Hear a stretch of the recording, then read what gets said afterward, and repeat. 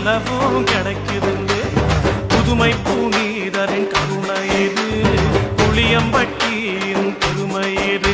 ஆமா, புதுமை புனிதரின் கருணை இது, புளியம்பட்டியின் பெருமை இது.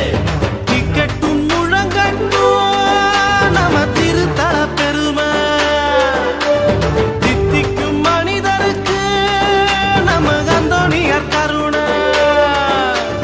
டிக்கெட்டும் முழங்கட்டும் நம்ம திருத்தல பெருமை, தித்திக்கும் மனிதருக்கு நம்ம அந்தோணியார் கருணை. புதுமைகள் ஆயிரம் நடக்குதுங்கு, புண்ணியம் பலவும்